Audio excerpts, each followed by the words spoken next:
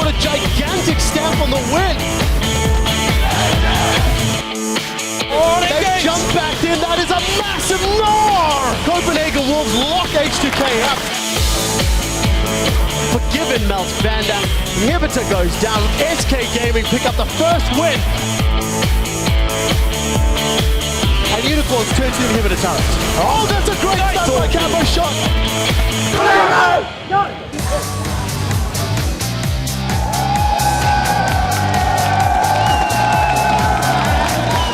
Welcome, ladies and gentlemen, to Day 2 of the 2015 European League of Legends Championship Series Spring Split. I'm Evie Shokusupporter, here with none other than our special guest, Mitch Crepo Voorspoels. Special indeed, Crepo. It's good to be back here, John. It's good to have you back. Yesterday, we saw upsets, explosive debut performances, and a lot of new lineups. And I'm sure today we'll have its fair share of surprises. Let's kick off today with a quick recap of some of yesterday's biggest stories. Up first, of course, Fnatic upset over Elements. Coming in here with a brand new lineup led by Yellowstar, absolutely destroyed that Elements line. Yeah, I just really like what they brought to the table. This distinct, fast-moving team comp led by Yellowstar, as you said, roaming around, and then in the back, our man, our European sniper, Febiven, was sitting there. He basically was sniping everybody down, played really well in that game, and yeah, a phenomenal play by him.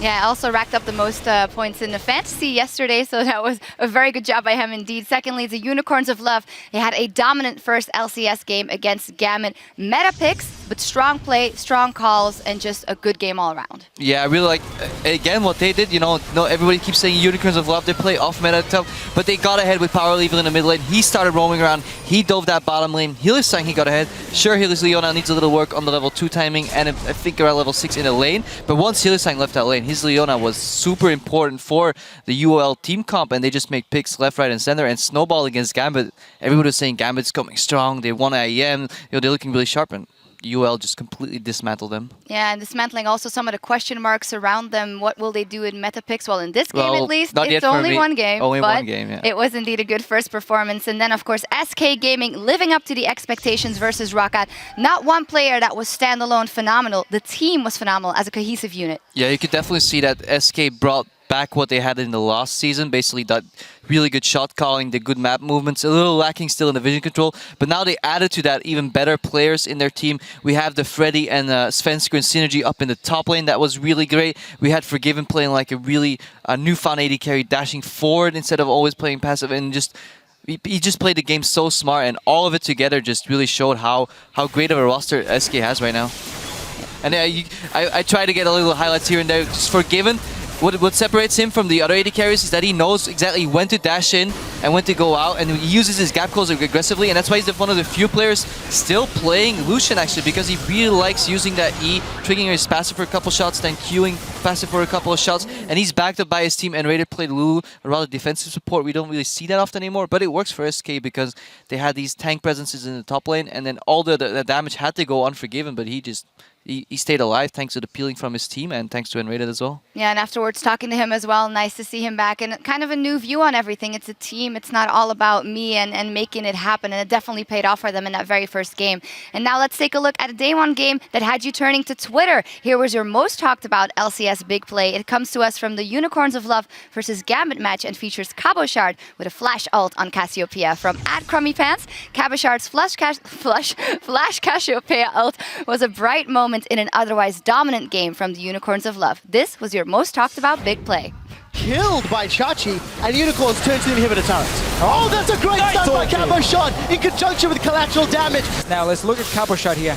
And he's engaged together with Edward coming in. Is it actually an ulti flash? It is. Beautiful.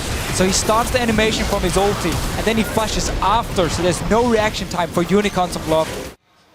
See, and there goes the fish here with actually what I was going to say as my point. You really have to highlight that he starts the animation of the ulti, then flashes, and you can compare it to Charm Flash from Ahri, the old hook flashes from Thresh, and it's really smart that he knows his champion in and out already, and you saw that's where Gambit's Wumble combo was, you know, that's what they wanted. They wanted to get the Cassiopeia ulti, layer the Tibbers on top, but the UL was just smart of them. They never let them get to that point and just absolutely decimated them every time somebody tried to step forward, and Gambit, they were lacking a tank presence, and I really hope they fix that.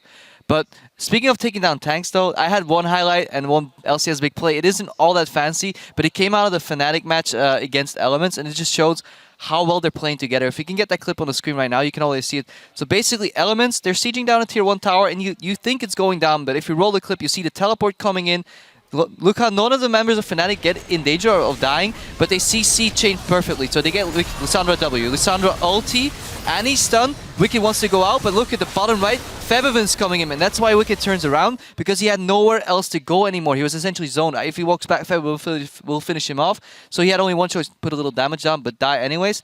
And that tower was seemingly going down, was another objective trade for Elements, but Fnatic just came into that moment the exact right timing. They didn't overextend at all, and they changed their CC perfectly, even though they have multiple languages in that team, even though the communication isn't all that perfect, and they only have been playing for such a short time with each other. I really like what they brought to the table. Very impressive straight off the bat. Remember to share your favorite plays with us today by tweeting at LOL Esports and using that hashtag LCS Big Plays. Now, before we get into today's matches, let's take a look at the table after day 1 of the season. 5 teams are tied at the top of the standings with a win apiece, while the other 5 are locked up at the bottom. Of course, that will all change today as we start things off with Meet Your Makers versus SK Gaming. Later on, Roccat will take on Gambit. And to wrap up the day, we have the hotly anticipated matchup between the Unicorns of Love and our summer split champions Elements. And that is going to be a firecracker to kick things, or to end things. I'll definitely be watching that match. You have to. I'm kind of rooting for both Unicorns of Love because I really like what they bring to the table, as well as Elements. Like, I've played with all these guys before, so I really hope they can pick it back up. Because for them to go 0-2, yes, sure, they did that last season, but I kind of wish they had a better start to this season. They but still became European champions, though. Yeah, even while losing. But let's make them European champions with winning at the start. All right, if you want to study up on the new teams, rosters, and players, or catch up on competitive play from around the world, head over to lolesports.com. And while you're there, you can also head over to fantasy.lolesports.com, where it's not too late to create your own LCS dream team. Now, Crepo, do you have any fantasy sleepers up your sleeve? Well, ever since my favorite support player, Crepo, is no longer in the LCS, I kind of lost interest into fantasy Shedding league. one single tier. So I don't play fantasy anymore. You know, this my tiny violin. Okay. You've heard our thoughts on the season opener, and now we want to hear from you. Jump on Twitter and tell us which player impressed you the most on day 1 and why. Well, I keep hyping and talking about Unicorns of Love, but Power of Evil, even on the nerfed Syndra, he did a fantastic job once again. Yeah, I think if we start highlighting players, we can look at the role. You have Febiven in the mid lane there. Absolutely. I liked Reignover, the way he uses Rengar. I liked the way Yellowstar was roaming around.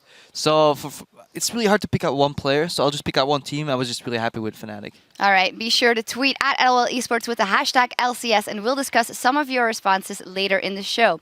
And as we continue to celebrate the start of the 2015 season, you can still earn a Challenger Ari skin code if we read your tweet on air today. And now it's time to take a look at our first match of the day as Meet Your Makers face off against SK Gaming. SK, they had a very strong showing yesterday versus Roccat, while Meet Your Makers had quite the opposite experience, and we gotta say SK is a favorite coming into this one. Yeah, they're definitely looking strong. Even before the results for yesterday, we would have said SK is favorite, and the style or the grandeur with SK winning and the way MYM lost just showed like even a bigger discrepancy. This game should be incredibly one-sided for SK Gaming. Let's start off by taking a look at the lineup for Meet Your Makers. In the top lane, it's MYM in the jungle, Horo, Mr. Riles on AD, and on support, Nisbet. And then, of course, coming in for Corey, Blizzard in the mid lane. As said, they lost versus Giants yesterday, working with that brand new mid laner who actually hold his own. It was more the jungle in Horo and the top lane in MYM that dropped the ball of sorts. Yeah, basically MYM just looked very lackluster. Bot lane didn't get anything done. They played this passive sustain. Then in mid lane, Blizzard was trying to get something done. He made that flash play with the charm flash, essentially ended up missing, but at least he was trying. But then in the end, he let Pepinera roam up top, and that started the snowball of the Jax Renekton matchup, which was the crux of that entire match, was dominated by Jax winning against the Renekton, and Horo at that point he couldn't do anything anymore. He couldn't fix any of the problems they had, and at that point it was just a timer until they lost. Yeah, Mr. Riles was saying in the interview here that he was hopeful that he actually enjoyed playing with Horo a lot, and he was putting out an influence in scrims at least, so we'll see how that translates later on. And turning to the red side of the rift, we have SK Gaming in the top lane, Freddy122 in the jungle, Svenskeren in the mid lane, Fox at AD, Forgiven Grey, and at support and Rated. Yeah, the crowd is definitely clapping for them already. Their first day 1 win versus Roccat was very, very convincing. Not one standout standout performance. They moved as a cohesive unit and just got the job done. Yeah, and they have the synergy as a team, but then even in between the individual players, there's great synergy. When we had Forgiven on the desk, he kept talking about how Sven and Freddy work together as a team, and we highlighted this clip yesterday, but we can highlight it again today, just to show how strong Freddy was when he got ganked on that Gnar. I think if we can get that clip on the screen right now, we can show you. He basically got cornered by the members of Rocket. He should have died there, and he ended up surviving by hopping over the wall, and that was just really impressive. Yeah, here it is. I finally called up the right replay. Basically, what happens here is Rocket should kill him. Freddy should die. They didn't space out their CC at all. They held the kick. Freddy hops over the wall, survives, predicts the kick, gets kicked out. In return comes FLICKR. He came all the way from his own jungle. He basically turns that around in the kill, and they end up baiting an overpower for another 1-for-1 with an extra assist on Freddy. And then, yeah, Freddy starts rolling. He is this big, massive tank presence. Next to him, FLICKR, another tank presence. That allows Forgiven to just play in between those lines of the offense, and then if something goes wrong, and Raid's there with the Lulu to basically buff him up a little more HP. And SK played it out beautifully. Surprisingly, how well they rotate with so little vision is actually quite remarkable. So massive props for SK, what they brought to the table yesterday. Really hope for a repeat this game. Also, a luxury if we talk about this SK lineup and the way they played, that we don't even have to mention Fox yet. He was playing solid and doing what he has to do, but that's still something they have in their back pocket to pull out. Yeah, they basically tried to shut down Fox by camping him. He survived, and he did great as well. And it's actually good for him because he's newer to the LCS. If he can be the quiet guy in the background and start shining in weeks 2 and 3, that would be a lot better for him. But he definitely didn't make any major mistakes. And we just have to stress, SK worked as a unit, and that's really good to see because you saw the value of team play even in Fnatic. People that are working together, they basically, the sum of the parts becomes greater than the parts individually themselves, and it's really nice to see that come out of the European teams already. You have such a way with words. I practiced that, actually. Not gonna lie. The teams are just about ready for Champ Select, so let's send it over to the caster desk. Thank you very much, Sharks. My name is Trevor Quickshy Henry here with the ever-resolute Martin Deficio Lunga. It is time to kick off the day as Meet Your Makers will be taking on SK Gaming. Yeah, and I think Cripple said it on the analyst desk here. SK Gaming coming in as a big favorite for this matchup. MYM, impossible situation. New mid laner the day before LCS even starts. Already had to replace your support and jungler. Communication problems, synergy, everything. It's not looking too good here for MYM. I do like the fact that Crepper was giving Bleezer some praise. His Ari, he did try to make plays. It wasn't a desperate situation. We need to see a little bit more of those confident plays paying off. But they're going to need more than that against SK, who were just so coordinated and so together yesterday. MYM has to win the early game in this match, otherwise they're going to get out-rotated, they're going to get outplayed by SK Gaming. So aggressive plays in the early game, try and run maybe a bit of a pick comp here and punish the lack of vision from SK. That could be the chance for MYM. Turn it into a solo queue game. Don't try and play on SK's level. Now, we'll have to see if that works out, because when MYM was playing Renekton yesterday, it was quite shocking. The reason I bring that up, MYM had a bad game on Renekton. It was actually banned against SK yesterday, along with Azir. It was Rocket that banned those two off, so we'll have to see if we get some more interesting picks and bans, because they also, SK Gaming first picked Kassadin, which caught us by surprise, but it ended up paying off. Yeah, so SK Gaming actually banned Zed just so they could first pick the Kassadin here, avoid that matchup in the mid lane. And I think there was a reason behind it, but Gnar should be a ban against Freddy. You don't want to get this guy Gnar. Don't ban Renekton. Well, we'll find out what the teams decide. We are into picks and bans here for day 2 in the spring split. Zia, again, taken off the table. That's 6 for 6 as far as Rek'Sai is concerned. And Meet Your Makers taking Caitlyn away for Forgiven. Okay. Even though he played Lucian yesterday. Martin, you were talking about fast push comps. Caitlyn could be one of the champions that could do that if SK were thinking about. Yeah, and SK did show us yesterday how lane swapping early on and fast pushing down the first tower in the top lane was a very good tactic from them, then swapping down to the bottom lane after. But banning Caitlyn and then leaving Lucian open should mean that Meet Your Makers want to get their hands on a very early AD carry pick in the Lucian itself. Otherwise, you know Forgiven is just going to lock that one in if they want to go for the same tactic as yesterday. But once again, Kassadin being banned here. Oh, sorry, Zed being banned by SK Gaming like yesterday. And Kassadin from Meet Your Makers, it could signal they want LeBlanc in the mid lane and kind of want to dodge around this LeBlanc-Kassadin matchup we saw yesterday that go horribly wrong for Rocket. And with the LeBlanc taken off the table, that whole train of thought is now down. The next question is... But that's exactly the reason for the ban here from SK. Knowing, okay, Bleezer can lock in LeBlanc, we won't have the Kassadin to counter-pick it, so we're just going to ban it. It does mean, however, now it's left open, and Meet Your Makers are not going to give it to Freddy. Well, the question is, what do SK value higher? You know, Lissandra's available, Janna's available, All picks that we saw lots during the course of yesterday, as is Jarvan. Na has been with Jarvan all 3 times we saw it yesterday. Getting Jarvan here is important. Yeah, I'm not surprised to see SK think about that. No, played it yesterday as well, and Svenskeren showed some very good moves. As always, whenever he's playing an aggressive early jungler, we know he will gank a lot. And obviously getting Graves kind of again makes the Caitlyn ban pretty much useless against SK, because Graves is still considered one of the best AD carries, and Forgiven can play very aggressive in the laning phase on it as well. So we'll see how he controls himself. Those is next to insta-locks as far as Meteor Makers are concerned. Their lanes are shaping up already. Mobility, pick, and a nice tank from Na. You can see Yamato Cannon there in the background, who is the coach, going to be deciding who their support and jungler will be later on. Yeah, so Blizzard gets Ahri again, like he played yesterday, where he did try again to make some flashy plays. He lost the laning phase to Pepinero, however, and couldn't actually stop Pepinero from roaming around and killing his poor little top laner in the last game. But getting the Sivir somewhat explains the Caitlyn ban then, as Caitlyn is a counter in lane to her, but Graves is... It's not exactly a lot easier for Sivir to deal with. It becomes a bit of a farm lane for her. She has to stay back and play very passive, but all the kill potential is on the side of Graves and SK Gaming. Well, we'll see how SK decide to handle themselves. They've got so much damage to play with, and lockup. Jarvan, Cassiopeia, Lissandra and Graves. Gonna look to see who their final support will be, if it's gonna be Lulu like we did see from yesterday or not. No traditional frontline. It didn't work for Gambit, but SK demonstrated a higher level of play. We'll see what they can do with the similar champs. I think Jarvan is okay as a frontline in itself here. We could see Enred try and pick up a Aliona if he wants to join in terms of engaging and being the tank for the team, but actually Jarvan should be enough for SK Gaming, because they have so much damage, burst damage coming in from Lissandra and Graves combined with, of course, the Cassiopeia, which is actually still a flex pick. We don't really know who's going mid or top between these 2 picks here, depending on what SK has actually been practicing. And we'll see what they decide to lock in. Meteor Makers have rounded out their team composition.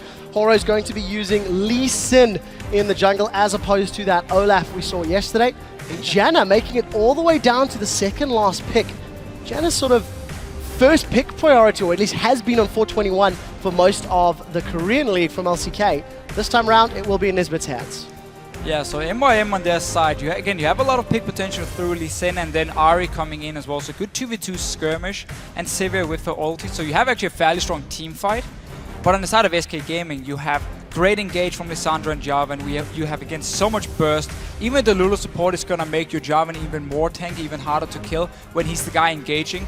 So I feel like there's so many tools for SK to play these fights and avoid basically getting picked off by MYM. And we'll see if SK can control the game. So we are going to see that Lulu support once more. We'll see whether or not Enrated can dictate the tempo. On the side of Meteor Makers, they've got their mobility. They've got a fairly good early to mid power spike, and I feel like they're going to need to play much more aggressively than yesterday, and MYM cannot afford the same mistakes if they want any chance. Again, MYM, they need to win the early to mid game, not even just because of their comp, but just because SK Gaming will outplay them in the late game. So we have to see aggressive plays from Horo on this Lee Sin, no Olaf this time around, and just try and get some kills on Blizzard or MYM, in the top lane, the 2 solo laners. Sivir Janna is a bit tough to set it up for Horo against a Lulu and a Graves. It's a kind of risky lane to go all in against, but solo laners, it's where your focus should be. Cassiopeia is a very, very easy target to gank. Go for her. Well, we'll see if they can make it work. We did see the coaches there just shaking hands as they exited the stage. Here's, of course, Yamato Cannon for MYM and Inner Flame for SK Gaming. Coaches involved in those picks and bans. And we do have the team comps ready for you. Guys, jump onto Twitter. Tell us who you think is going to win this matchup by tweeting to us at LOL Esports. Use that hashtag MYMWin or the hashtag SKWin. You can see the skins and you can see the team comps. And we'll see. We know the crowd was supporting SK Gaming earlier. We heard them cheering and chanting for the home team. We're about to load up onto the Rift. It is Meteor Makers taking on SK Gaming. The first match here of day 2. Let's see if we have any early game shenanigans going on. Yeah, let's see how MYM wants to play the fights here. You can't really engage just head first onto SK when they have the Cassiopeia in the mid lane with her ulti, Lulu as well for disengage, meaning MYM is going to have to look for these picks on flanks around. Vision control is going to be very important, which is a thing SK Gaming is terrible at. They don't buy any wards outside of a side stone and whatever trinket they're sitting on. So that could be the opening also for MYM. Well, let's hope they can upgrade their trinkets and they can get use of the modified timers. 1-0 in rated. Oh, Forgiven. Oi! Hey, is this advantage SK? Someone's going to put some damage down, but at the end of the day, nothing really gained from the trade. But did notice again though, here in 5.1, the ward when you place it actually takes longer before it goes into stealth and you can't kill it anymore. So it gives a little bit of extra time for the AD carry to finish it out. Actually why Mr. Rallis could kill the ward placed by Forgiven. Well, small advantage then, but nothing really massive. We do see the lane setting up to appear to be standard. Freddy and MYM are both going toe-to-toe up in that top lane. We do see that Nisbet going to be running that flash exhaust. I think it's going to be very, very useful once you start having Cassio, Lissandra, Java, and everybody jumping into the fight later on in the game.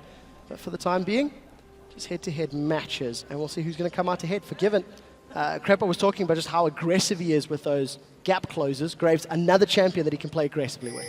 So SK actually wanted to go and try and stop a potential jungle start from MYM, but they decided not to do anything and just stay in the lane. So very, very standard start here for both of them. Just some early trading onto Mr. Rallis. Well, going to play aggressively from the get-go. And rated on that Lulu. We talked about this yesterday, how Lulu in lane, yourself and Crepa are both not particularly impressed. And look at the trading, back and forth. Janna taking way more damage than I think Nisbet was anticipating. And they're still going at it, Officio. We'll see how this is going to lead to control. Because now Nisbet is in trouble. Glitterlance connects. And look at that damage.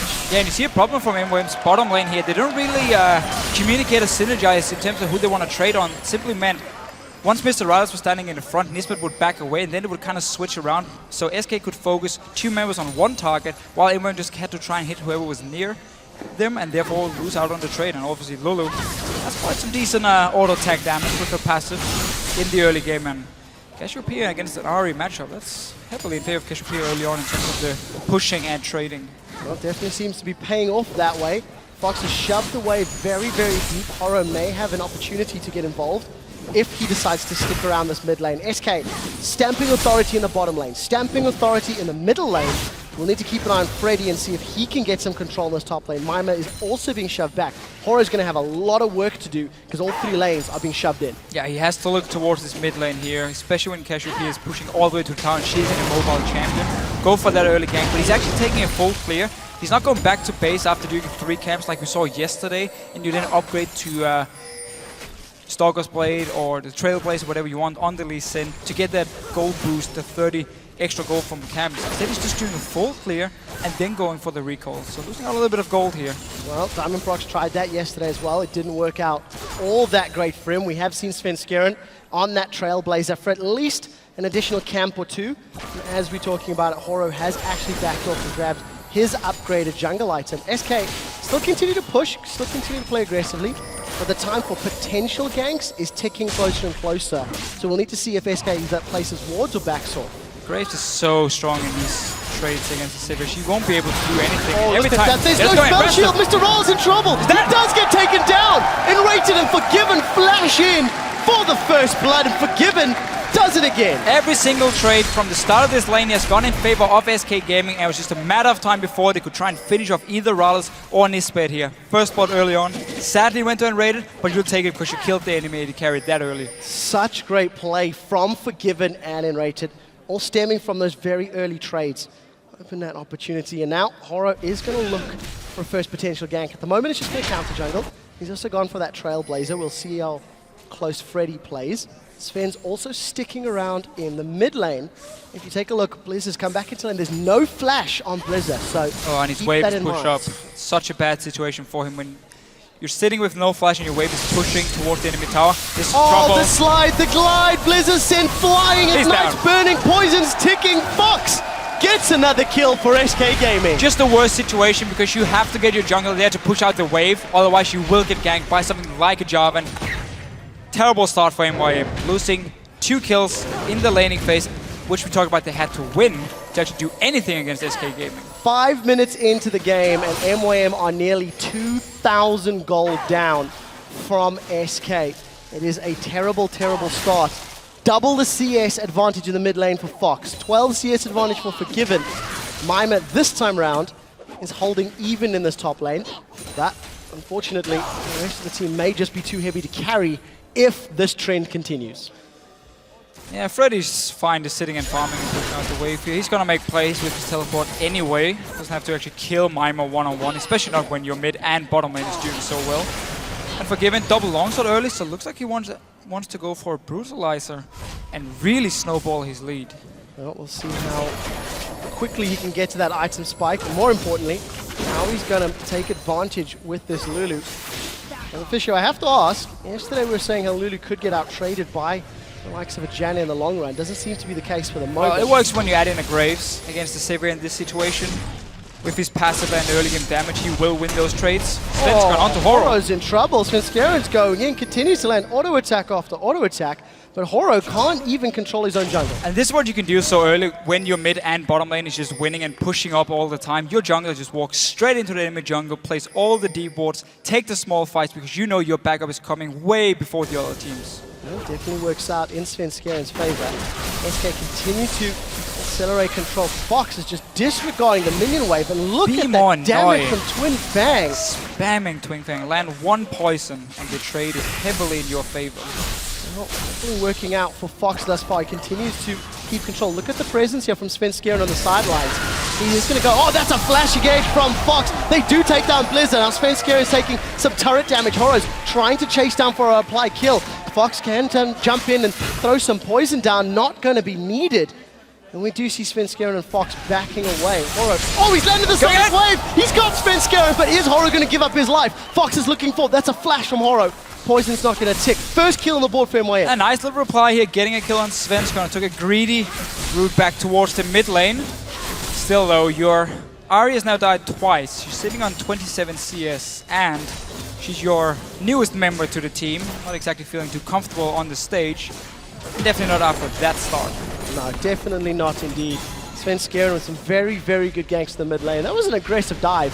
I mean, Fox went for the flash petrifying gaze.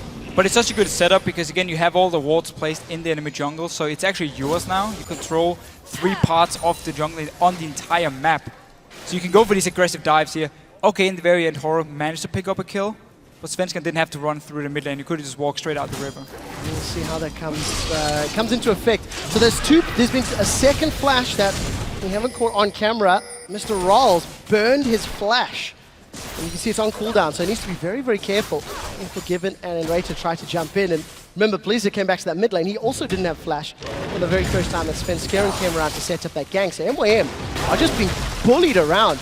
And SK, 2 games in a row now, yesterday and today, are just really, really stepping up in the laning phase. And just great play. It's what we talked about yesterday, how they've made some very good upgrades to the lineup, making them a lot stronger in the laning phase, while the shot calling is the same from before. Candypan and Jesus didn't do a major part of the shot calling from SK, so that's the same. You just have stronger laners, better carries all in all, so whoever gets ahead in the lane can just win the game for you. Definitely a change in style for SK, I think, to compare to last year. You mean not losing early? Pretty much. But also, if you take note really quickly, Horo has changed his jungle item. So he has gone from that Trailblazer to the Stalker's Blade, the Chilling Smite. And we'll see if he can make use of it, because this is going to be a 2v2 in the top lane Deficio. It looks like Freddy is going to go for the fight. MYM, he hops, he crunches. Glacial Tomb's out, Cataclysm's down. Everybody's involved. Nice setup. Dragon's Rage kick goes backwards, now Freddy will fall immediately after. 2 kills for MYM. MYM and Horo doing work. Don't mess with the Mega Gnar here. MYM set it up perfectly. We're just baiting around. Horo joined in. No wards from SK on the top side, so they didn't see him come, and just take the 2v2 fight with the Mega Gnar. Beautiful setup again. Notice how Horo unspotted. Then MYM goes in, and Svenskaren is now caught behind enemy lines. He has to go for the engage, and this one goes in favor of MYM. Very, very well executed fight. That Goomba Stomp from Mega Gnar doing a lot of work. We did see SK taking the tower in the bottom. Looks like MYM should be able to secure the tower on the top, so that will at least keep that global gold as close as it can be for Mucha Makers. And if they can actually stop SK from running straight to the Dragon here, then it's going to be a big win for MYM. But Enrated already moved into jungle here, setting up some wards to see what's going on, and Svenskaren is pinging on the Dragon. So we'll see how quickly SK can start this one off. Doesn't look like MYM are anywhere nearby, so first dragon of the game should go uncontested to SK Gaming. They're just going to get some control of the objective. Look at that very, very small damage boost. We do see an upgrade enchantment here for Horo. He's gone for Warriors. Hex Drinker and Giant's Belt sitting with MYM. And BF Swords now picked up for both of the AD carries. So sort of standard itemization going through. However, for the first time we've seen a Cassio, it's a Rod of Ages start as opposed to the tier that we did see during the course of yesterday, Fisher. Okay, again, I feel like it's because he got such a good start in the laning phase, so he just wants some more instant power. Instead of getting that tier, he has to stack up through the mid game. Get your Rod of Ages so early.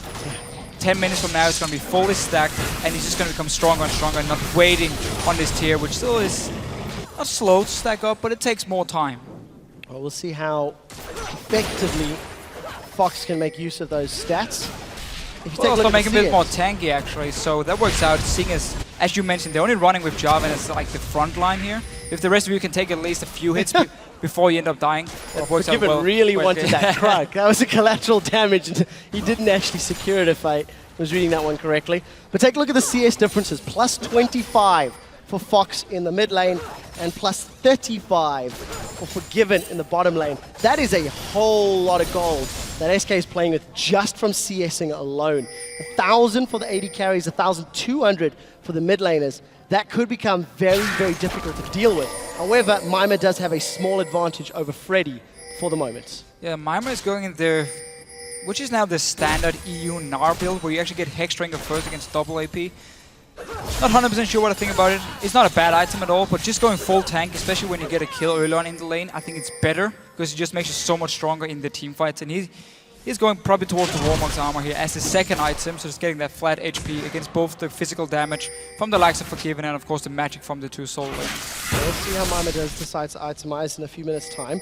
Svenskeren still not upgraded his jungle item, but sitting on that Trailblazer and double long for a while, but we'll see what MYM can do in the mid lane. That's a stun from TP Fox. coming. 3v1. Exhaust is down. Fox gets knocked up by the wild growth. He's still alive before finally getting taken down. Now Horo is the next target. SK are unable to take him out. Ignite is ticking away, and Horo does manage to survive. MYM initiating, get the kill. Yeah, again, MYM winning out here on these gangsters setting up.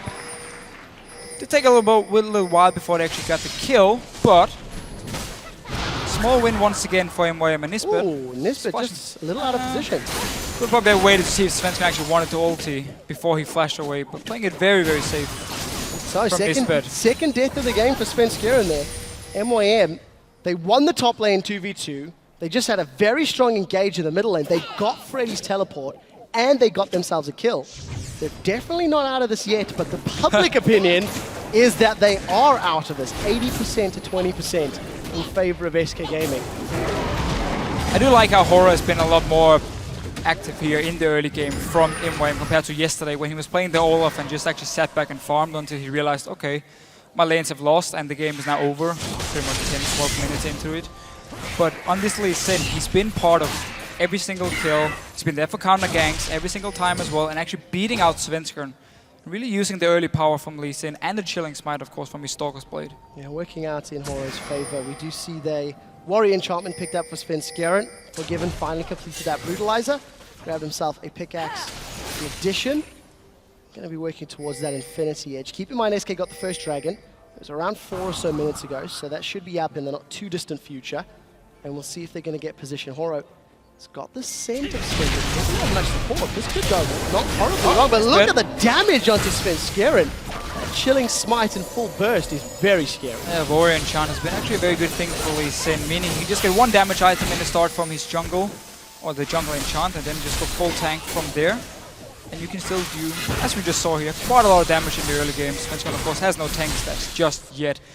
But SK Gaming, with this early lead they have, normally we would see a team go back and buy like 3 or 4 pink wards very early and just try to completely push the enemy team out of the map and just take full control of everything.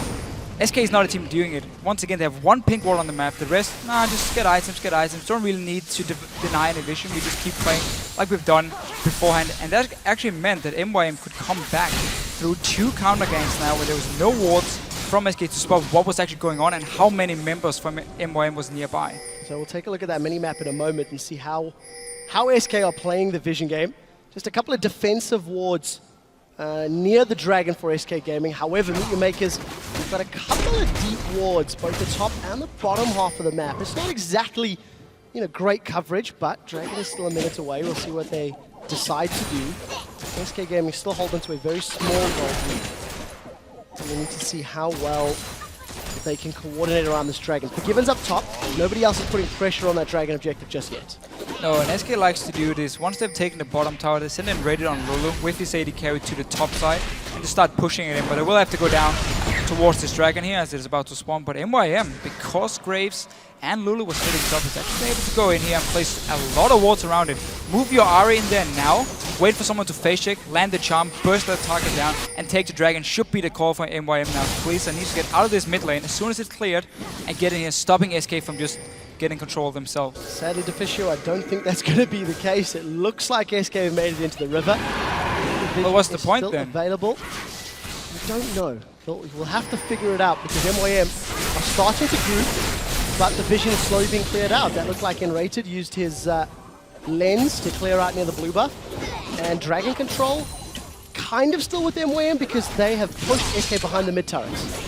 Well, yeah, but at least SK managed to get a few wards in and didn't get punished. Just walking straight down in an area where they couldn't see anything should never go unpunished, especially when you have an Ari in this mid-game. And it's actually one of the things we see very often here in Europe when people play Ari. They don't really know how to get the mid-game advantage because they just stay and farm in the mid lane and try and go for this one-on-one kill. Look at the instead damage of catching out targets. Really chunking down Freddy, forcing him away.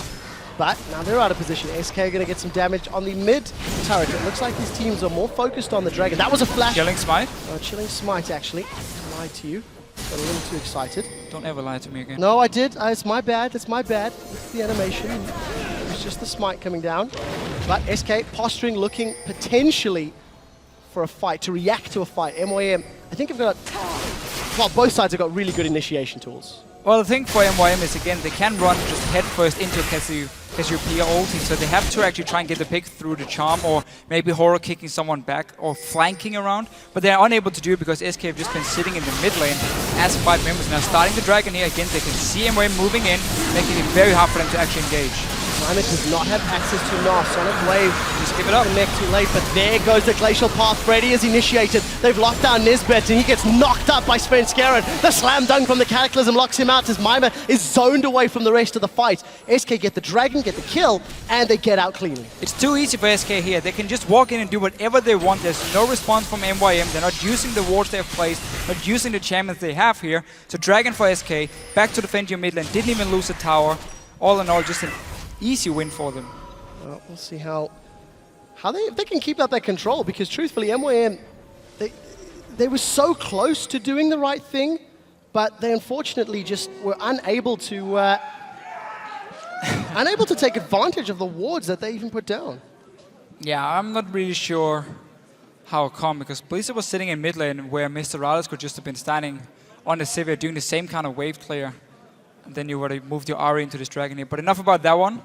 We have to praise SK Gaming for once again knowing exactly how to play in this mid game. You group up 5 members in mid lane, waiting for an opening to the Dragon, so there's no chance of the other team can flank around you with the Ari, with the Lee Sin, and actually get a proper engage. And you just wait, and once they make a misstep, walk in, take the Dragon, back away. Didn't even lose the mid tower because they pushed away first before they walked in there. Good decision making from SK. In the second game here of the Spring Split in 2015. You can see all the itemization across the board. Warmog's obviously first picked up by Nar. We're just hearing that Fox was just briefly disconnected from the game, so he's going to do a quick reboot, get himself back into the match. Fox, of course, playing Cassiopeia. Got that Rod of Ages completed from about 11 minutes. Sorcerer Shoes as well. Morella Nomicon plus those Ionian Boots of Lucidity for Freddy, so lots of CDR. And both of these AD carries working towards the eye edge. Yeah, of course, but just actually a pretty big advantage for Forgiven with the Brutalizer. He picked it up very early, got the double longsword at least, and then got a BF into the Brutalizer. So he's just been trying to hit as big as a power spike as possible early on. Because he won the laning phase, he got the kill as well, and Raider managed to pick it up, but together with Forgiven, it's just been all about him and in Raider in terms of like the 2 dual lanes. And they're definitely dictating the tempo. Got themselves a 40 CS advantage from all of that aggressive play. It was level 1, level 2 that they were going all in. And, you know, SK, they they danced around that previous dragon, but they didn't present a weakness. They didn't present an opportunity for Lee Sin or MYM to jump on. And it's just very, very intelligent decision-making, very intelligent positioning around the river, the dragon, the towers. And SK playing this one quite coordinated. Again, it's always been the SK thing, knowing how to react to whatever the enemy team is doing, how to punish them when they don't use whatever advantage they would have. And that's what SK is doing so well. And once again, why they can pick up a dragon. They did the same thing yesterday against Rocket. Every time they tried to camp mid lane, well, you would get a tower in the top lane or get some more farm on one of your side lanes, and then you just completely out-rotate them. They don't use, or they don't win through warding, but just by being so smart and so good at timing everything. Yeah, we'll have to keep track of those ward numbers when we come back next week. But MYM, I do want to touch on. Day and night from yesterday to today. He played the Renekton into Jax. Yesterday did not work out for MYM. Now he's got the Nards, 9 to Lissandra. He's doing okay. You can see his CS numbers there, about 13 behind. But more importantly, it just feels like he's making the right decisions. Yesterday didn't feel like his head was in the right space. And yeah, he seems to be doing a much better job, despite the fact that we haven't seen him get a mega Nard that's been, super impactful. Well, we haven't actually had a team fight yet, so not really a chance for him to do it. His mega Nard in the top lane gank from Horror, or counter gank from Horror, was very well played. But no, yeah, that's actually unfair because he roamed middle as well. So, very true. Yeah. So he's actually been part of a few of the kills, but very different game for him. Yeah. Yesterday on Renekton, he tried to play aggressive into the Jax. He misplayed it quite a bit, actually, fell behind, and then Pepinero came up, killed him. Then Rytle came up and killed him. Frederick came up and killed him. So it wasn't just Whirleap beating him one-on-one. He did misplay it, but he just got camped as well. In this game, it's been one gank in the top side, went in favor of MYM. So he's had an easier or safer game, at least, on this Nard. And I actually quite like his item build, except for that Hex Drinker. I don't feel like it gives you enough to buy it early, instead of just going full tank and really using that early gold lead you get to just become unkillable in the mid-game. Like we saw Sion yesterday from H2K or on Odu Amne. You just couldn't kill him in the mid-game because he was full tank, and then the rest of his carries could kind of catch up. Sadly, though, for H2K, they really managed to finish the game. But there was no damage to back up all that tankiness. We'll have to see how well SK can continue to play this one. We are hearing that Fox is just having a quick reboot of his PC, so hopefully we can get him up and running and back into the game. Playing the Cassiopeia today, played Cassio yesterday as well, if memory serves correctly. Kassadin. Almost the same. Sorry. And then, of course, it was... who was the top lane yesterday? It was Nah. Freddie was playing Nah. You were all super excited. So a slight change in even the playstyle here for SK with those sort of double AP champs in both top and middle, which we're seeing a little bit more diversity of in the team comps throughout yesterday and today's games. Yeah, true. I mean, when it goes to like the big top lane names, if you look at like all the other regions, Lissandra and Nah has been the two biggest one coming in there. Yesterday, a lot of teams seem to just skip those champions. Actually pick like, again, Renekton in the top lane or Jax in the top lane instead. But now, we have two of them what we consider the strongest, and Freddy also just showing he can play a bit of everything. And Horror, wow, we're right back and they're jumping onto Forgiven. Blaz is trying to get the kill credit if he can. Ignite is ticking away. One to attack. Somebody heals, saves him. Blizzard, he gets caught by the minions and he's forced to flash away. You are not forgiven for that mistake. You will not take it lightly. And Forgiven gets away. One hit, let's just see, I'm just replaying it on my own screen. Horror actually stopped hitting him because he wanted to give the kill to Blazer, and then Forgiven stays alive, heal, and of course the shield from Enraided.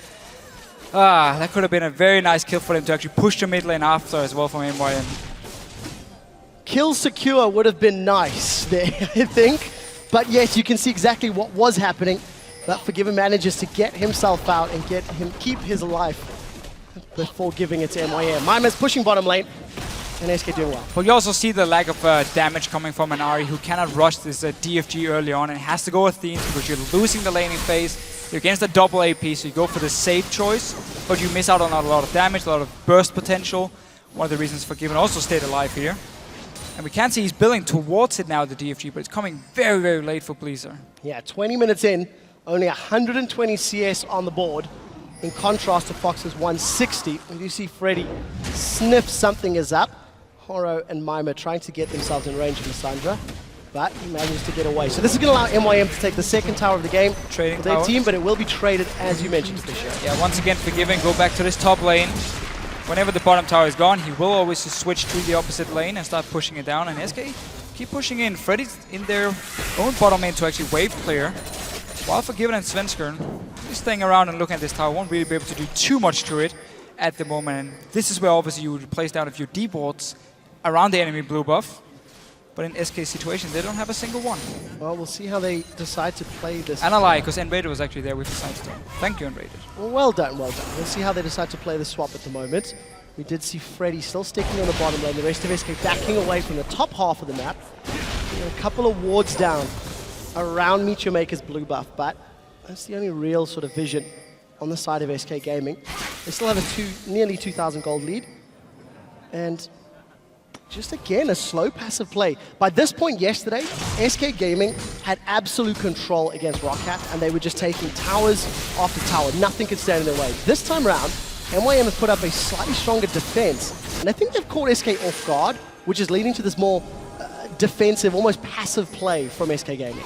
Yeah, just because MYM was so good at actually setting up these ganks early on and coming back in the game, it's made SK slow down a little bit and realizing we can't just go for every single gank we want to. Once again, though, they are moving in and raided head first as the guy to place down the deep wards. Setting up for Dragon, which won't be up for a few minutes. So actually just trying to contest a bit of vision from MYM and not really looking for too much. Just waiting, and remember you have a Cassiopeia who is going to scale into this late game and become absolutely insane. Yeah, we saw that yesterday from the Copenhagen Wolves. 100 AP over. And Soren, being able to tear through H2K's tank line. Fox is already starting to work towards that Rylai's as a second item. SK are going to steal the red buff. I believe they got that blue buff from the last time they invaded as well. So got control of MYM's jungle, denying them resources. And that's quite a big deal on 5.1 because the bonus gold that Svenskjern's going to be earning. So he's actually going to be accelerating even further ahead thanks to the new passive. And MYM here actually just been pushing the top lane and trying to farm the jungle whenever he could. Pushing it back in as well, forcing Freddy to recall, but we won't see much action happening before this next dragon spawns. And then SK Gaming should be moving down and once again set up and just wait for MYM to come in and face check, unless MYM learned from last time and actually have police sitting ready there, trying to burst someone down before SK can establish control. Well, again this game, MYM have got much better wards. Look at that minimap. There's just blue dots littered across the middle river leading up to SK's jungle. But we need to see if MYM can make use of that vision. That's the real trick. They've got the makings of a very, very tanky Gnar, Warmog's Giant's Belt, and that Chain Vest already in his pocket. But the question is, do they have the same targeting and sort of decision-making in team fights that we've seen from other teams? Yeah, and we have that's what's going to show. We have to remember as well, Polisa and Rallis are behind in terms of damage at this point, because they haven't completed the DFG just yet, and obviously Mr. Rallis just sitting on an Vintage with the Zeal completed for him. No Phantom Dance or Static Shift yet, depending on what he wants to get. I think he's going to go for Phantom Dance, seeing as he's not buying Abyss Blade as his go-to item before completing Static Shift, just to get that extra gold. Well, we'll see what decision he does finalize with. Forgiven opted for that Brutalizer early, got himself a Vamp Scepter now. You got to question if the money for Brutalizer had gone into an attack speed item or even that BF sword for maybe a BT. It could have been in a slightly different position. True. Because truthfully, that Brutalizer hasn't exactly done work for him. He's still sitting on that single assist from the first blood very early in the game. The thing is, he had the double longsword from the first back, which made him able to really dominate the lane as well. So in that case, it paid off for him. But look at MYM here, moving straight towards the top lane, knowing they can't fight for the dragon. And because MYM has been pushing the top side, they've warded the entire top jungle here without any response. In trouble. Onto Freddy as well. He gets kicked backwards. There's 4 members of Meet Your Maker setting Freddy to his maker, interrupts the glacial path. They'll get the kill. They should get the top tower, but SK, they seem to be pushing down the middle lane. Pushing down the mid here, so instant recall from MYM, moving down at least, trying to see if they can force SK away here. But in the end, because mid tower went down, SK Gaming gets out ahead. But I quite like MYM trying at least to get something and trading it from the dragon here, knowing they can't really go for the fight. Trying to recall who it was yesterday. It might have been Unlimited saying you can give up 4 dragons as long as you take objectives in reply. As long as you can get a gold lead or stay relevant in gold. It's the 5th dragon that's the really, really impactful one.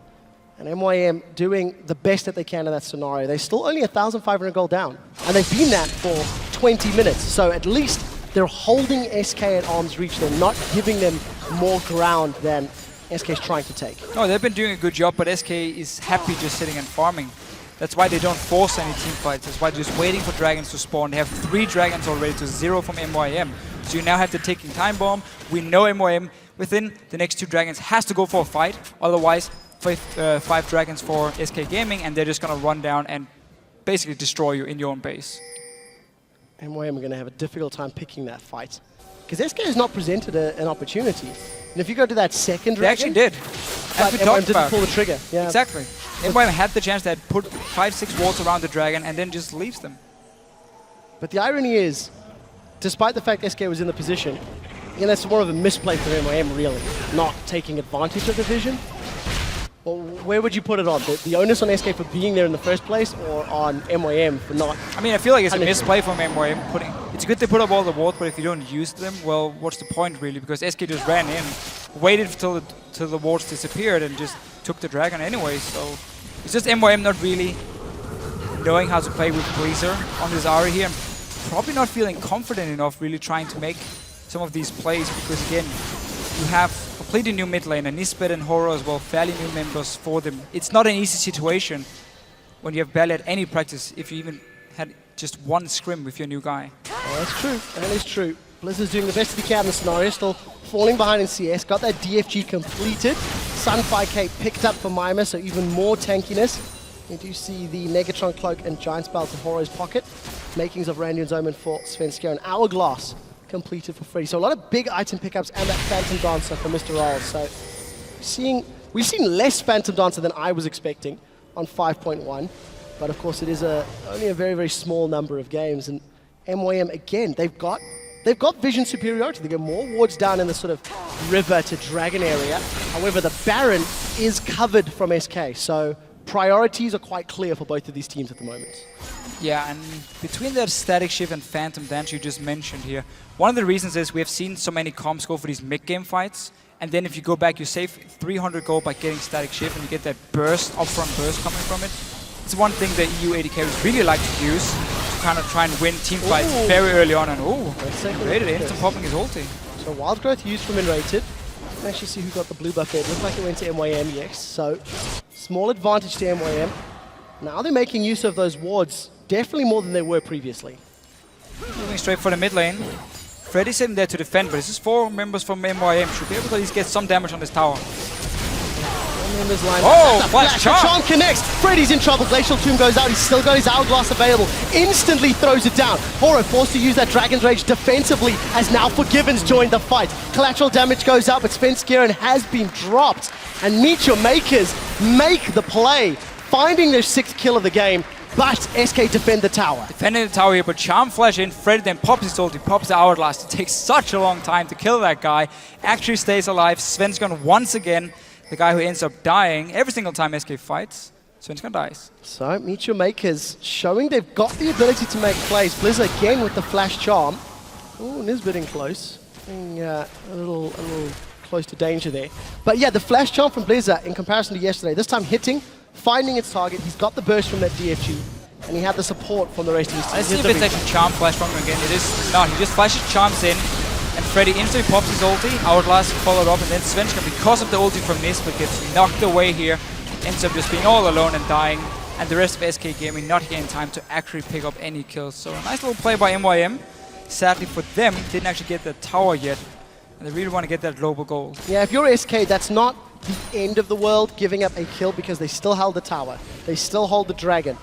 We do see MYM have got decent vision around. 2 pinks, 2 greens, and now SK moving in to try to get some control of the area as well. And Forgiven right here, really skipping the attack speed for him on Graves. He's going for as much damage as possible on his abilities, so he should get a Last Whisper as the next one. Then you have the armor penetration from Brutalizer. You're going to get that Last Whisper as well, making your spells do so much more damage. Because when you are a spellcaster, armor penetration, or like Graves with your Q, with your ulti of course, armor penetration just does more for you, gives you more upfront damage, because there's a ratio obviously on your Q, on your ulti, where armor penetration just removes a flat amount of armor and gives you that in bonus damage. So we'll see if he can get that through the rest of Meet Your Makers. There's a lot of armor to burn through on MYM, a lot of hit points to burn through on Horror for the time being.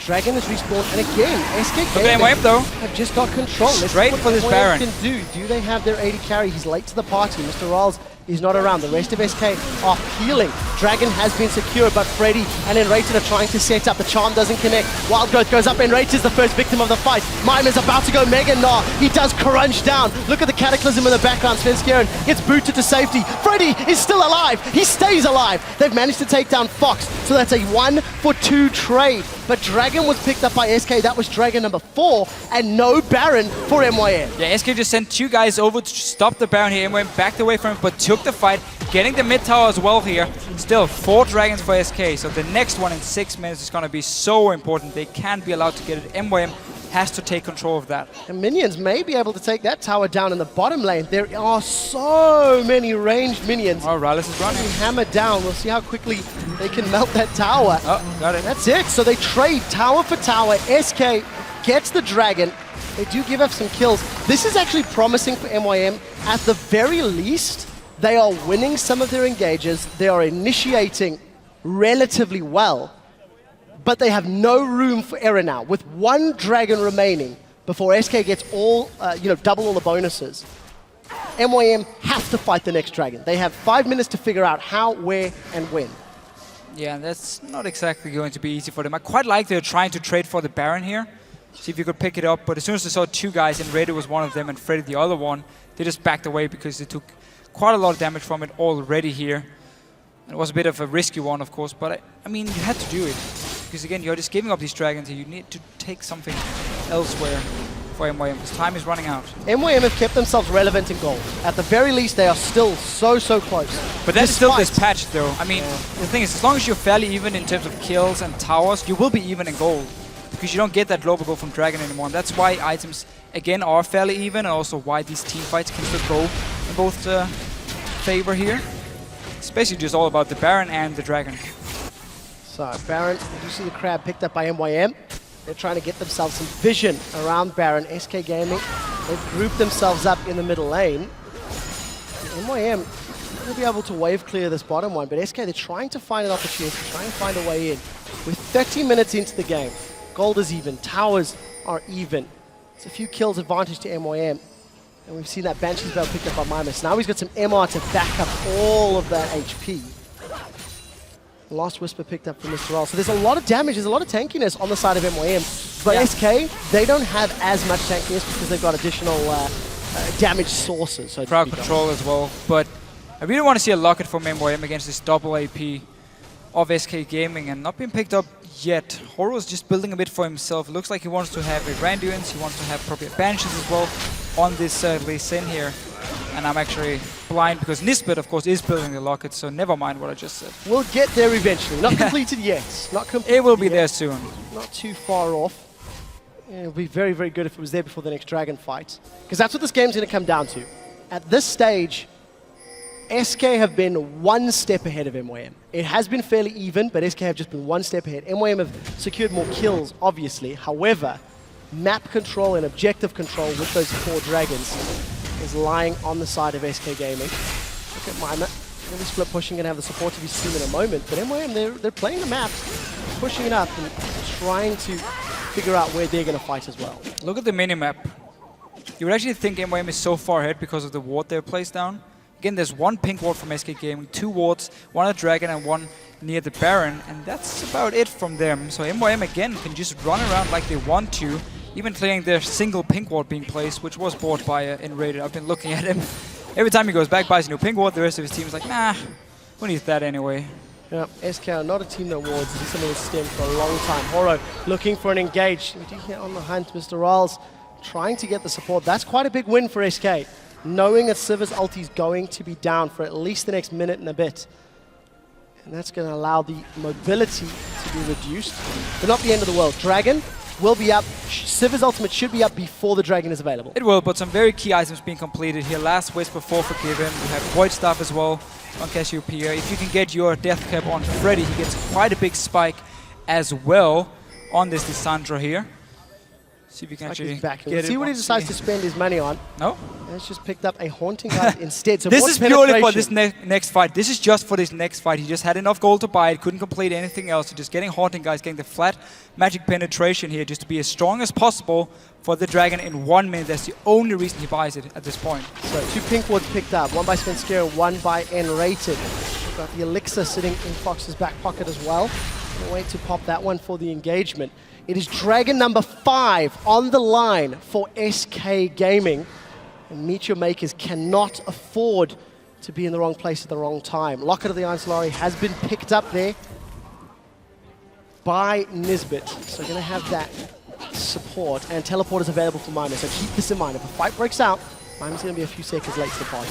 He should actually run down here because if SK Gaming decides to hard engage with Freddy, MYM won't be able to join in time with the Gnar and his teleport. So I actually do want to see him just start the slow push in top lane and then walk all the way down here to his team so he's part of the fight when the Dragon spawns and not risking having to teleport in. And he's actually moving down now. And very importantly, Mega Gnar form just reset.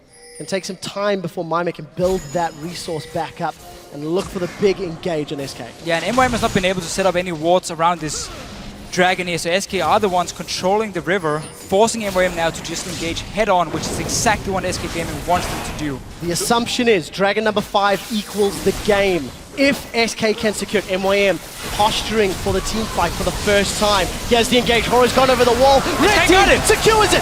SK has Dragon number 5. We do see Blizzard instantly Everyone blown dies. up. He's dropped down. Cataclysm locks everyone up, but it does not matter.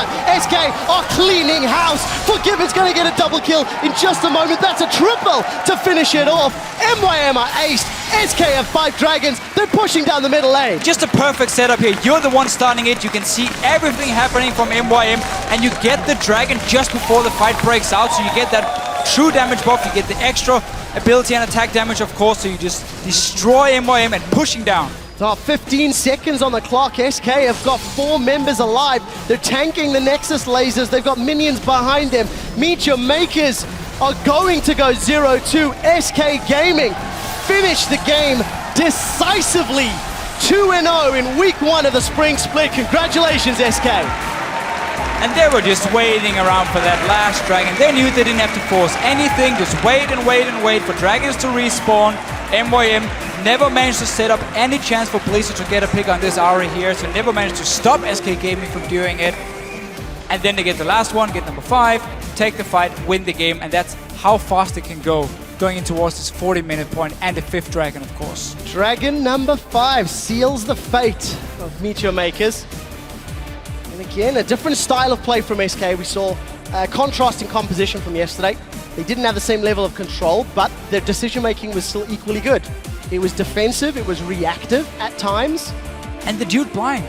That's the insane thing. They don't put down any wards, they don't see what any team is moving, except for just around one objective they know they want to take, the Dragon in this example here. So they're able to defend and often out-rotate the enemy team just by looking at minion waves, looking at where they expect them to be, and move around it and constantly pressure multiple lanes, pick up the kills early on as well. Yes, they got punished a little bit by MYM when it comes to like the early ganks. Svenskeren died a few times when he tried to go in, but Hori was there to counter gank it. But otherwise, I mean, SK are just such a smart team. They can just do so much more if they actually want to buy wards. Well, we'll have to keep track of those ward numbers as the games continue to get played out. What we'll do is we'll contrast them to the other teams that are playing. Pink ward sport by Freddy, Svenskeren, and so on. 0, 0, 0, 0, 0. I think Svenskeren bought one. I'm going to call you on that Maybe one. one, but that was a misclick. He one. wanted a green ward. It was a misclick, according to Defisho. We'll have to get the investigators on Primetime League to look into that one and look at it, because it was the same last year. I distinctly remember going into Gamescom and talking about it. I know it's a broken record. It's kind of a bit boring, yeah, but it is the thing about SK. It is the case. Everything else is so good. Like, they're doing everything perfectly, Well, except for that one thing. We expected SK to do well in the Spring Split, looking at Fox, looking at Forgiven, and sort of evaluating what they brought to the team in comparison to Chezz's and Candy Panda. And I think they are actually exceeding the expectations. You know, yesterday there was absolute control. Today was defensive. Yes, it was against MYM, who are playing with a substitute, of course. But their team fighting was good. The decision-making was good. Objective control, especially the Dragon, perfect. I mean, it was perfect. Sure. 5 for 5, and they win the game within a minute of securing the objective. So well played to SK. Yeah, again, they control the game, no rush, not taking any chances, letting MYM just walk around the map a little bit, and then you finish it with the Dragon. So not a whole lot more to say about the game here, but for MYM, obviously, we have to see if they want to play with Blizzard next week, because he is a sub. He's just subbing in for this week here. They didn't have any replacement otherwise for Corey, who decided to leave the team. You kind of have to forget this week, because coming into it, you had zero expectations, because you know we're playing with subs, new lineup, everything.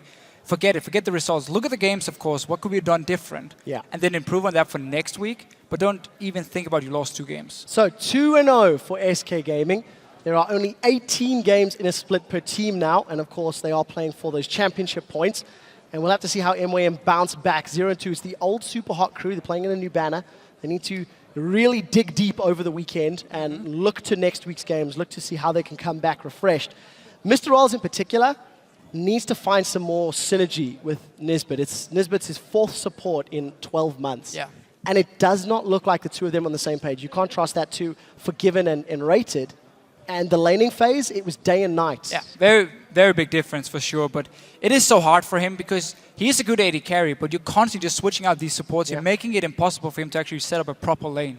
Well, we'll have to see how he handles himself next week. For now, let's check in with the analyst desk, where Shox is standing by with a member of SK Gaming for an inside look at their match.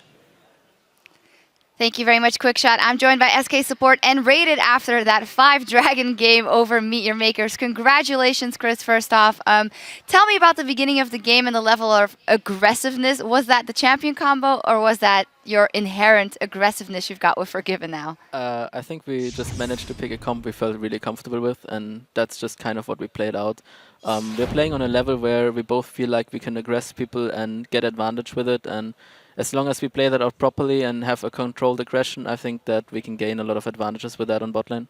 Yeah, going back to the early level, like 1, 2, and 3 trading on bot lane, we could see every time you guys traded together. It was always 2 against 1, mostly on Mr. Rawless, and it felt like MYM's bot lane was kind of like disgruntled, like they weren't trading together. At one point, Nisbeth would walk up, start shield trading alone, then Rawless got caught. Is that a way you guys perceived the game as well? Did it feel like you were more in sync? And why do you think that is? How did you train to get so in sync with Forgiven? I think we're just kind of on the same page right now when it comes to playing bot lane. I think we have the right playstyle and mindset coming together. They were not really in sync, and we felt like as soon as you see them committing a mistake, you can just punish it. So you see, for example, Jenna shield trading, so you just simply swap to Sivir, and Sivir is kind of vulnerable to everything then. So you just kind of play out the advantages you have, and the more advantages you get, the easier it gets. The easier it gets. And then translating that into like a team style, we saw SK play bot lanes winning and pushing. Mid lanes, level 2, Cassiopeia hit early, he started trading, he started pushing. Top lane, Freddy was pushing. Is this like just a matchup specific style, or is it just like SK plays all the time like this? Because you push all lanes, have Svenskeren play aggressive against that, and even against the Lee Sin jungle, which to me sounds like really dangerous. As long as we can aggress, I feel like we are in the position to control the game and the path of the game. It's just like, if Sven is able to invade and see where their jungle is, and all 3 lanes are really aggressive, we're just gaining and gaining and gaining. So they are kind of on their back foot, and they need to make a play to come back just from the start of the game, basically, and that's where you want to be. They actually did manage to come back for just a brief moment. How come you lost control there for just a second? You did regain it right after. Well, we were kind of predicting the top lane gank, but we still kind of misplayed it and just failed in a 2-on-2 there. But that can happen, and we just came back from it because we were just standing as a team, and we felt like we were just taking the right fight at the right moment. As long as we took Drakes, we were in the driver's seat. We didn't have any pressure onto us, and just slowly but surely we gained advantage by that. Yeah, it did feel like SK was in complete control of this game. And we actually have 2 replays. If we can get the first replay on the screen right now, there's a couple of things we want to show you there. So basically, before we roll the clip, what I want to highlight here is like the bottom wave and the top lane. At one point, if you remember in the game, the top lane was stacking really slowly, and MYM was bleeding farm, and that top lane wasn't going anywhere. But then again, your bot lane was shoving, and it hit the exact same time on the tier 2 tower when Dragon was supposed to spawn. Is this like slightly luck, or is this actually the team really working together to get those side lanes in the right positions? We're actually working on side lane control, so this was a part of our plan going for Drake. The problem was that they claimed vision on Baron, which kind of like threw us off guard, and Gnar coming out of the brush kind of made us feel like they might be on Baron. So I had to somewhat face check into this position, and they just collapsed on me with Silver World. Yeah, we can roll the clip and then we see exactly what N-Rated actually predicted for us. So they definitely caught you guys off guard, but at the same time you got your 4th dragon, so even if this would backfire, it would be a little bad. Were you worried here, Chris? Yeah, I was worried. Some more kills for them could have actually made a difference there. Scumbag Repo choosing a clip that N-Rated dies first. No, we got the glory clip coming up. The Yeah, second we do. replay. This is where Chris can shine, and he'll guide us through that. Let's get that on your screen right away. This is the 5th dragon for SK, and this is basically where the game ends. And yeah, just if we can roll the clip, what's happening? Guide us through it. So we knew Freddy was flanking from top, so Jenna will kick him out, but they just collapsed onto us and we just kind of AoE'd them down. On top of that, the Lulu ult just made it really hard for them to just fight there next to the pit, and they had this incredible force of the 5th Drake coming in, so we just got the Drake, got the fight, and that was game. Yeah, and Freddy was basically keeping 2 people busy there, the AD carry and support. Was that communicated, or do you guys just know he's going to do that in the Well, fights? we kind of forced the fight onto Drake because we knew Freddy could flank, so we were waiting for an opportunity to Freddy just to come in, and since they didn't come in before, we just forced them in by starting Drake, and in the end they had to commit, and we forced them into a position where they couldn't possibly win a fight. Yeah, 2-0 here in your opening week for the LCS with the new player in their rank, so I guess that's a pretty good result. There's a lot of things we noticed that are obviously better about your lineup, seeing how you're so dominating in lane 4. Is there something that doesn't immediately meet the eye that you think that is going a lot better now in the team? I think like overall, I think the playstyle we're playing right now is more beneficial for us. The laning phases don't seem to be like a weak point or a point where we're struggling. I think everything is more like controlled in a way.